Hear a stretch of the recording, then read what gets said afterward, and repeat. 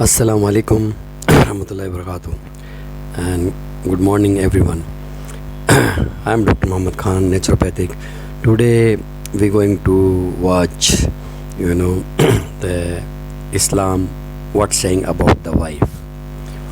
Islam, what giving right for the wife. You can watch this video. Will be know if you really love your wife, God will always bless you. God saying your wife is your success. Wife too much sacrifice for the husband, for the family. The any religion not give the right for the wife. Only Islam giving the right for every woman. You can watch this video, Dr. Zakir Naik. You will be know what Quran saying about the right for the wife. Islam is never hurt anyone, because Islam making the good and true Muslim. So watch this video and see you next time. Have a great time. Watch this one, enjoy. Now we'll discuss the rights of the wife in Islam. Most of the other religions besides Islam, they consider the woman as an instrument of the devil. But the Quran refers to the woman as a muhsana. Muhsana in Arabic means a fortress against the devil. Because a pious woman who's on the straight path, she prevents the husband from deviating and going on the wrong track and keeps him on the Siratul Mustaqim. Therefore, she's called as muhsana, a fortress against the devil. The Quran in Surah Nisa, chapter number 4, verse number 21, refers to marriage, to nikah, as a sacred covenant. It's a sacred covenant, a sacred contract between the husband and wife. The Quran says in Surah Rum, chapter number 30, verse number 21, that we have created for you mates from amongst yourselves, so that you may live with them in tranquility, and He has put love and mercy between your hearts. The beloved Prophet Muhammad, he said, it's mentioned in Sahih Bukhari, volume number 7, in the book of Nikah, chapter number 3, hadith number 5066. The beloved Prophet said, "O young people, whoever has the means to get married should get married."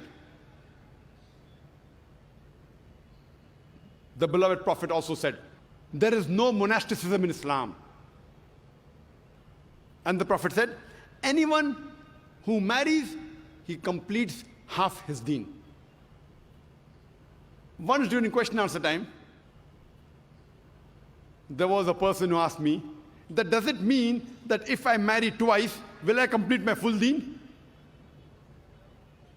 What did the Prophet mean when he said that marriage completes half your deen? Marriage prevents you from promiscuity, from fornication, from homosexuality. Only if you marry do you have an opportunity to be a husband or a wife.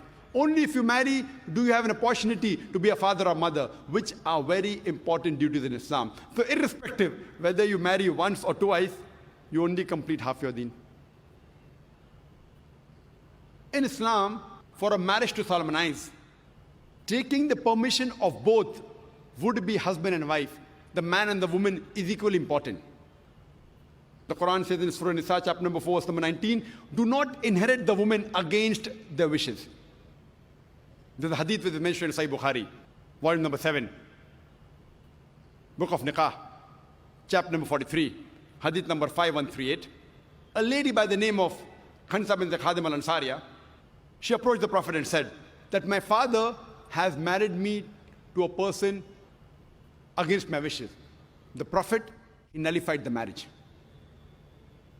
There's another Sahih hadith which is mentioned in Ahmad ibn Hanbal, hadith number 2469, where a lady approaches the Prophet and says that my parents have forced me to marry a man against my wishes. And the Prophet said she has the option of either continuing the marriage or nullifying the marriage.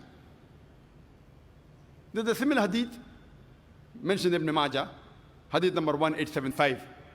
It's the same hadith. A woman approaches the Prophet and tells her that my parents have forced me to marry against my wishes.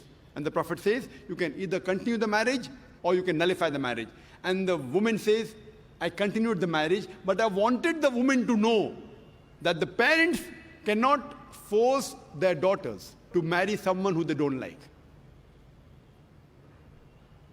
The Quran says in Surah Baqarah, chapter number 2, verse number 228, that the women have rights similar to those against them on terms equitable, but the men have a degree of advantage.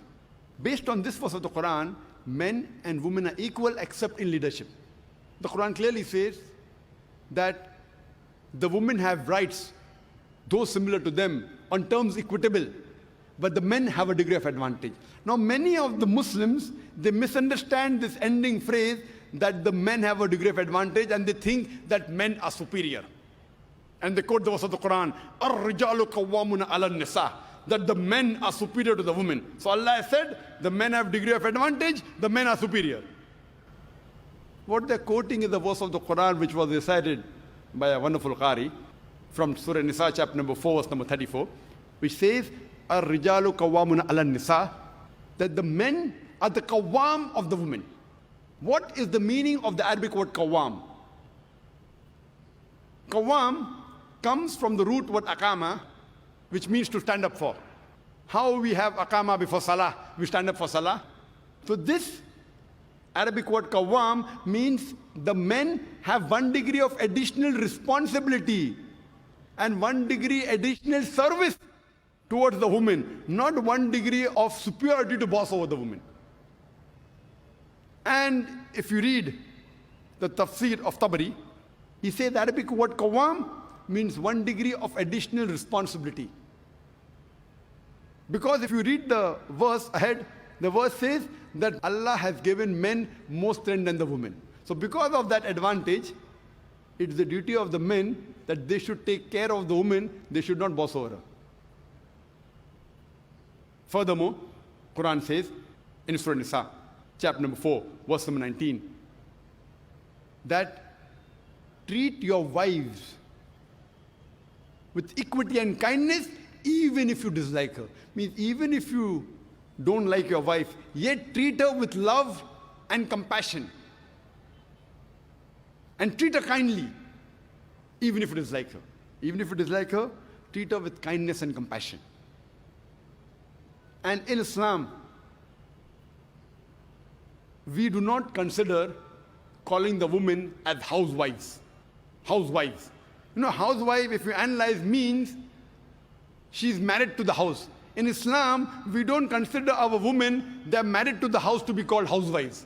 You know, in English we have, what is their profession? Housewife. We in Islam prefer calling the women as homemakers because they make the home, they build the home. So inshallah, I believe that the ladies from now onwards, when they have to fill any form, instead of writing the profession, if they are not right housewife, that's English terminology. They are marrying you to your house. Prefer mentioning homemaker, because the woman builds the home, they make the home. And in Islam, a woman is not married to a master to be treated like a slave. She is married to an equal, and the role is that of partnership. And Quran gives a very good phrase in Surah Baqarah, chapter number 2, verse number 187, where Almighty God says, Hunna libasul lakum wa antum libasul lahunna.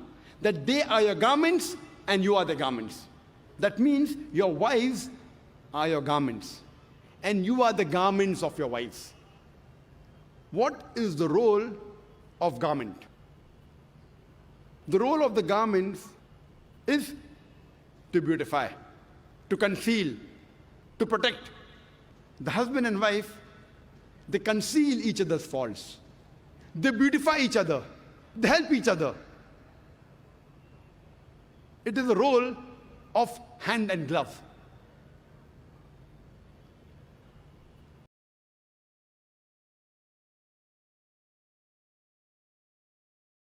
رب ارحمهما كما ربياني صغيرا.